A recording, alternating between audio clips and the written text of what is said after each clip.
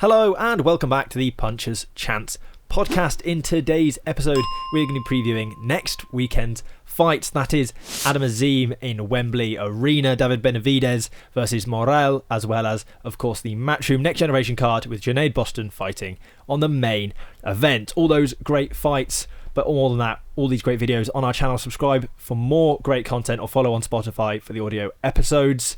Straight into the good stuff. Adam Azim, Sergey Lipinets. Adam Azim looking to become a world champion with the IBO world super lightweight. What do you make of the fight? I think it's a decent jump up. He's obviously very confident. He said that he's going to end Lipinets' career, but Lipinets has been in there with some decent fighters and have only lost, I think, whilst competing at world title level. So it's a good jump up for Azim. A good chance for him to get his first world title, and then you're sort of gearing up towards that Dalton Smith fight then, hopefully, at some point. Yeah, absolutely. That is the fight everyone wants. Obviously, we reviewed his performance in the last episode, so check that out if you haven't already. But yeah, he's such a good fighter, Azim. And I think he's been unfairly sort of tarnished with this record of dodging Dalton Smith, and albeit I'm sure that's the fight that they don't necessarily want at this point in his career, but also I don't think that's a fight they should necessarily be taking at this point in their career. They are at slightly different points. Dalton Smith is a more established fighter. The amount of titles that man's picked up already. So I think it makes sense that Adam Azim is avoiding that fight, to use a better word. But this fight in its own right is a great fight for him. For the IBO world, you know, it's not the most widely recognised world title, but it's a world title nonetheless, and I'm sure he'll be happy and proud of himself when he picks it up, or if he picks it up, which I do lean towards expecting that he probably will. Yeah, it'd just be interesting to see in what style, like if he blasts through Lipinets like he has done with some of his other opponents, then it makes it look even more impressive. But yeah, just to sort of get that first step on the ladder of being a world champion, holding one of those belts, and it just gives you that bit of extra bargaining power when it comes to the likes of Dalton Smith fights and things like that, and you've got a bit more to play with when you're sort of negotiating those fights. Yeah, and I mean it's also just another sort of example of boxer putting on another domestic card, which, as we've said before, we desperately wanted more of last year, and they've obviously had the difficulties with the Vidal-Riley fight coming off this event, and I think we could talk about that probably in a second. But Adam Azim, I think Sky are wanting to build as a main eventer, as one of their TV main event stars, and you know, a win in a fight like this puts him in a position where people will start to pay more attention and people will start to watch if they aren't already. So I think it's a really important and big fight for him. Yeah, definitely. And I think when you look at the boxer stable, I think it's probably fair to say that Azim is right at the top in terms of the talent they've got. And yeah, you mentioned it's a shame that we didn't get Riley and Chamberlain. It's been interesting to see him go back and forth on Twitter and stuff, and I don't know whether we'll see that fight now, but yeah, it was quite funny to watch him go back and forth. I don't know whether you've seen the other day that Chamberlain posted a photo of him had gone out running, and Riley was like, oh, if we can still be out and training, why aren't you fit enough to fight? But yeah. It's a shame for Riley more than anything, because his career has been held up again. Like, he had his injuries and now opponents pulling out. It must be a frustrating time.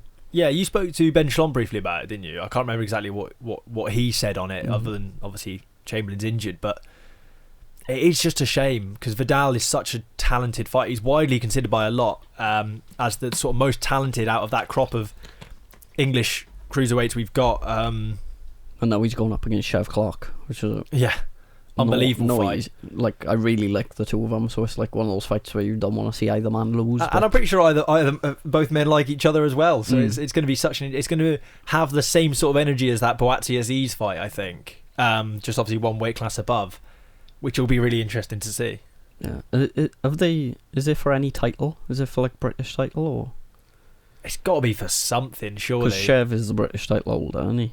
Yeah, I can't remember, because obviously he fought for the European, so I didn't know if he had to vacate. I can't remember off the top of my head. And Vidal's the English, so it's got to be. It makes sense for the British, surely. If not, there'll be some sort of intercontinental WBA or something or other. They'll get on the line for it. But Yeah, that's a great fight on the undercard of obviously another great fight. And I think Vidal Riley's a Tottenham fan, isn't he? And obviously that's going to be fought in the Tottenham Hotspur Stadium, it looks like, with Ben and Eubank. So yeah, that's a great fight. It's almost a better fight for Vidal if he can beat Shev. That is some statement. That is some serious statement of intent, and it can really kick on his career from that point on. And equally, I think if he loses to Shev, it probably doesn't do a huge amount of damage because Shev is a great fighter in his own right. So I think, yeah, that's a fight I'm really looking forward to when that happens. But they've replaced it with Callum Simpson on the card. Obviously had a very quick performance in his last time out and a quick turnaround to this one. And I can see why, because the opponent's a little bit shit. I think it's just a case of keeping him active, isn't it? Like he is a fighter that likes to stay active, and it's a smart thing for fighters to try and, when they've got the opportunity, to get out there. But yeah, I think the aim is to keep him ticking over for that big show in the summer where he gets the headline at Oakwell again. I think is the plan. Yeah, that is the idea, but I don't know. I mean, it makes sense to a degree, but then, is this the last time he fights before summer, or does he get one more in the middle? You know, that's the difficult thing now. And then, you know, I don't know how that'll work. But it's a fight I certainly expect him to get through, and I would be surprised and somewhat disappointed if it's a fight that he doesn't get the finish in as well, because I think there should be a real step up in quality between the two of them to the point where he should be able to get him out of there. Yeah, it is a really quick turnaround as well, and it makes you think, like I said, if he's gonna, let's say that fight in the summer is July, August, would have been better to sort of hold out maybe another month or two and try and fit a bit more in between, so he hasn't got such a long layoff if he isn't going to have another fight. Because you would have thought that whatever fight that is at Oakwell's going to be the biggest yet. Yeah, you'd expect so. So yeah, I don't really know how that works. So it'll be interesting to see, and obviously best of luck to Callum. I really do like Callum Simpson, so hopefully he gets through that one in plenty of confidence, no injuries, no cuts, anything awkward like that, and can obviously kick on and keep fighting. Jamie TKV, Michael Webster, that's a good fight at heavyweight. It's not gonna be the most highly technical fight in the world. Let's not pretend that, but it's gonna be a good fight. Yeah, these are the type of fights I really look forward to, and I'll definitely be sitting down to watch this one. And it's a good test for both men. I think like Webster's only lost to Solomon Dakers. Both his losses come to Dakers, and Jamie TKV's. He lost his first pro fight, and he's gone 7-0 since then. So his obviously career trajectory's moving in the right way, and he'll want to keep it going that way. And if he can beat Webster, it probably sets up nicely a fight with Dakers then, after he's obviously coming off against that loss against David Adley. Yeah, definitely. It's a nice little reset for them, and a good fight, a sort of fan friendly fight, which is good as well. Scott Forrest, again, another one like Callum Simpson, coming off a very quick and impressive performance against Devon Miller in a fight that they probably expected to be a bit closer than it was.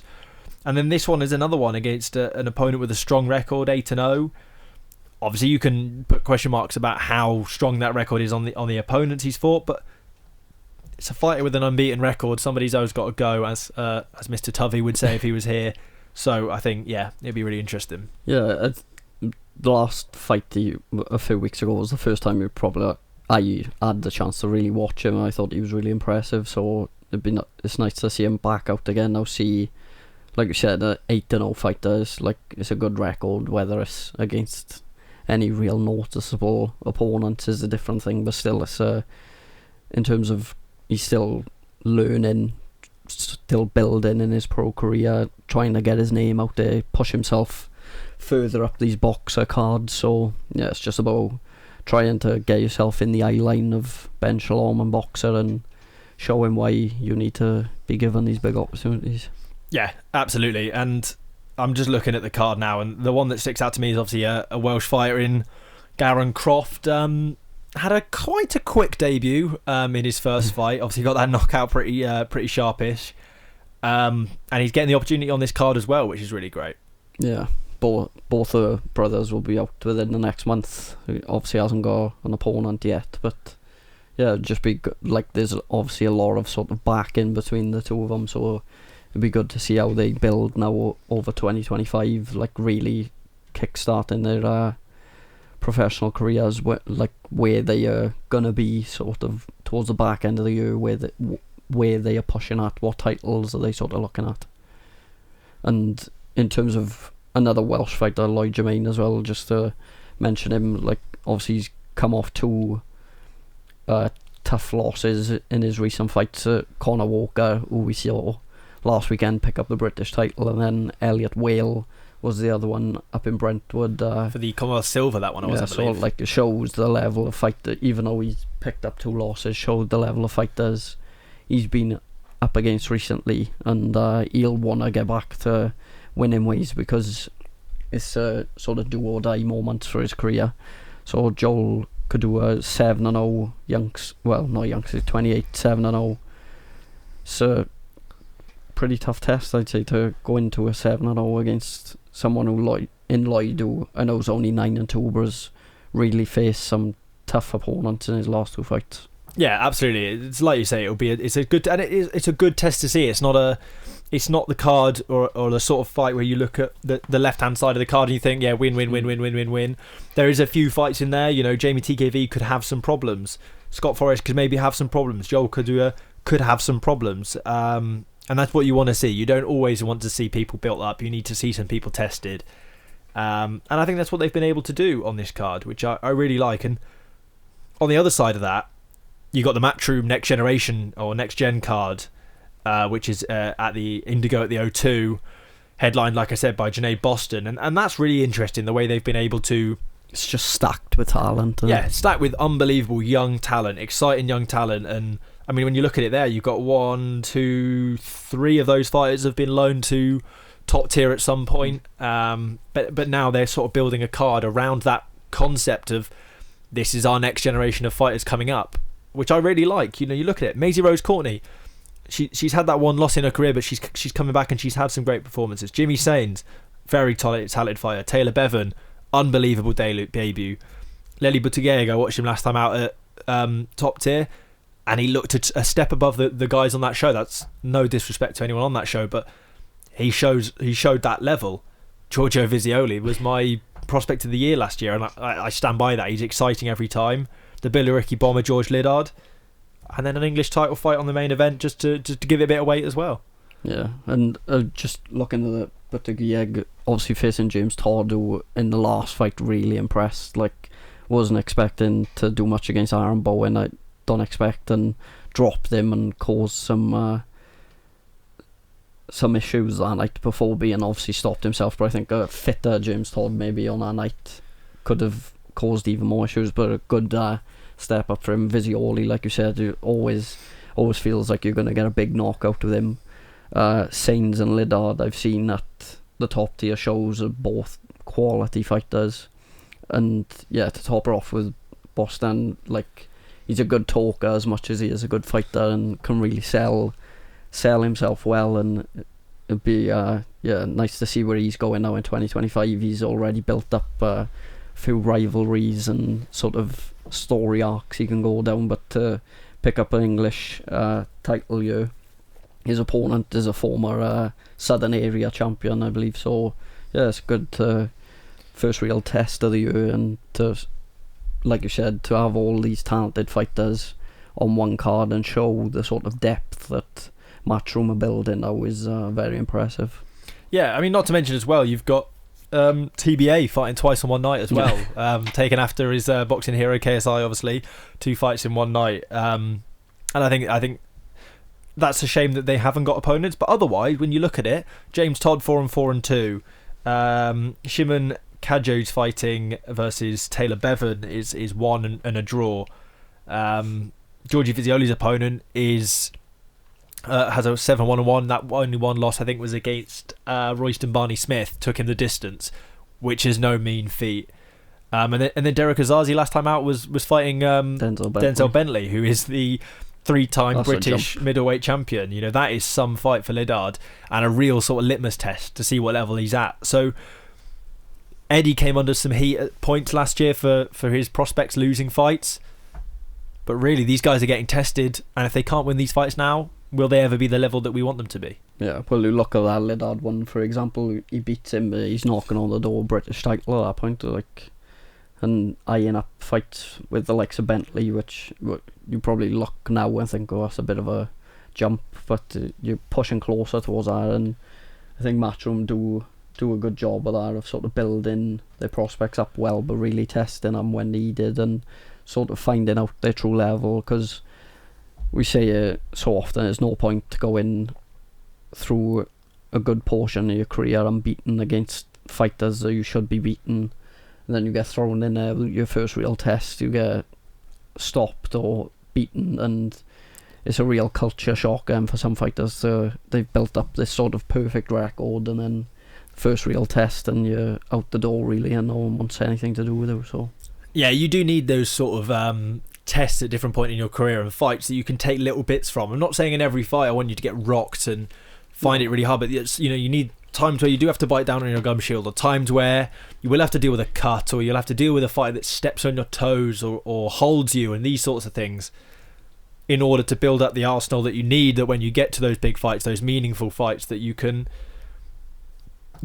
kick on it and do what you need to do, rather than, like you say, it being a bit of a culture shock against someone who might have lost a couple times, but they've lost a couple times against good fighters, and therefore have learnt from those experiences. So a really exciting card, a really exciting prospect. So I like the look of that. And then over to the States, over to Vegas, you've got David Benavidez fighting David Morrell. That's two fighters that's a big boy fight. Unbeaten records, two big guys at the weight. It's going to be a good fight, like you say. Yeah, they've both got quite impressive knockout records as well, so they're both big hitters, obviously, and it's a type of fight you really look forward to sitting down and watching. And I'm not sure, when's this is this Saturday night this on in Vegas? So Sunday morning for us, yeah. So it'd be one to probably catch up on, but yeah, certainly looking forward to how that plays out. Two unbeaten fighters, obviously, both expected to be sort of Benavidez already picking up a lot of world titles and sort of pushing for those massive fights. So yeah, it'd be interesting to see how this one plays out. Yeah, definitely. I'm looking forward to that one. And even just down on the card, you've got Brandon Figueroa fighting for the WBC World Feather. So he's the interim champ, I think. Yeah, against Stephen Fulton, who's only lost to an away, so yeah, you can let him off that, I suppose. And then Pitbull Cruz as well, off the back of the Valenzuela sort of surprise loss, I suppose it was, against another fighter with a strong winning record. So just a real strong sort of set of fighters at the top of the bill, which again, it's not enough for me want to sacrifice my night's sleep for. Apologies. But it is certainly something I'm going to want to catch up on the next morning by completely legal means, of course. As always, I like to make that certain. Yeah, they normally put the highlights out on YouTube by the time you're up, don't they? Yeah, it's the highlights that I watch on YouTube. That's where I do it. Another one actually as well, Kermel Moton is fighting on there, who I remember from a while back, obviously I think he was endorsed somewhat by Floyd Mayweather at some point, but I think he's had 4 first round knockouts in his first 6 fights or something. I think there's a second round knockout in there as well. So he's one to watch. Certainly one for the highlight reels. 18 as well. Yeah, he's really young, and one where you sort of think, there's no point uploading the full fight because it'll just be the same as the highlights, because it tends to be a short fight, which will be really exciting. And which was also really exciting, you got no one in the corner to sit on the fence for the Boxing News predictions, which we've obviously feels like a while since we've done these. It does. It's weird. I feel like Boxing News have been slacking a little bit, putting on the cards. What one are we going for? That's a good question. I haven't given it any thought. I'm thinking possibly the Azim fight, maybe, or the Azim one makes sense. As long as they've got enough fights on there. They got 4 on it. Should be right. How much is on the Benavidez card? Because if that's got plenty more, 1, 2, 3, 4. Oh, that's got loads more. We'll do the Benavidez card. Why not? We'll mix it up a little bit. Kick it off. Yoenli Hernandez, a Cuban fighter, middleweight, 10-rounder against Angel Ruiz Astorga. 100% knockout for Hernandez. As soon as you see it, you just think. But he's fighting a Mexican with a 72% knockout rate. I'm going points decision. I'll mix it up. I'll go for the knockout then if you're going to go points decision. Oh, this is going to be, by the way, if anyone's a very uninformed prediction, so, apologies for that. Mirko Coelho, Christian Olivo Barreda, featherweight 10-rounder, an Argentinian versus a Mexican. I mean, that is just the battle of the not going to get stopped. I'm going to go for a Coelho. I'm going to go for a Coelho knockout. Ooh. Just as I've said that. Featherweight knockout. Yep. I've gone points decision. I'm playing it safe. So we've basically cancelled out each other's from the last one. Around. Jesus Alejandro Ramirez fighting Jason Rosario, super welterweight 10-rounder. Really testing my Spanish pronunciation this week. 21-1, 24-4-2 battle. I'm going to go for the home fighter on a points decision. Ramirez. I've gone the same. Fair enough. And then these are the ones that will be a little bit more of a test. Figueroa versus Stephen Fulton. I'm going to go for a Figueroa decision. Missed out the Isaac Cruz fight as well. We'll go back to that. We'll do that because now I've done my prediction and put it out there. Brandon Figueroa, Stephen Fulton. I've gone points decision. For Figueroa? Yes. Yeah, I'm going to go the same. And then, like you said, Pitbull Cruz, Angel Fierro. Pitbull Cruz is an exciting fighter. I'm going to go for a Cruz finish. Yeah, I've gone the same. I'm just expecting him to come back with a bit of a bang. And then the main event, David Benavidez, David Morrell. They've both got high knockout percentages. But is it going to be one of those where, two unstoppable forces meet and neither of them, stop each other? I'm going to go for a Benavidez stoppage. Why not? I think he's going to make a statement. Yeah, I've gone same. Stoppage for Benavidez. I just can't look past that. So it's going to be the rounds that it comes down to, which I'll just do the quick maths in my head.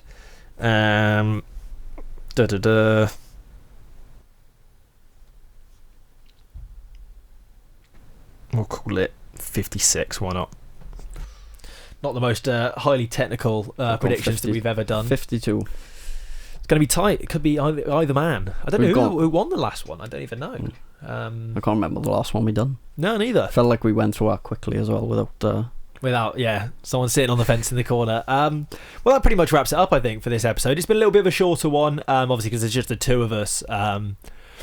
I don't want to just beat the stick to death about talking about the same things over and over again, but I hope you guys enjoyed it nonetheless. As always, Spotify's got the full audio episodes if you prefer that, or if you're just on the move in the gym, that sort of thing, it's a little bit easier. Twitter got some great sort of normal standard stuff on there. YouTube's got some great content at the moment, as I've mentioned a couple times now, so check out the YouTube, subscribe for all that great content. Thank you all for listening. We'll catch you all next week.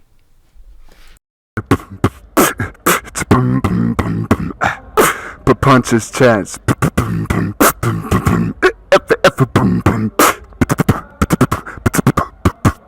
Punches chance podcast.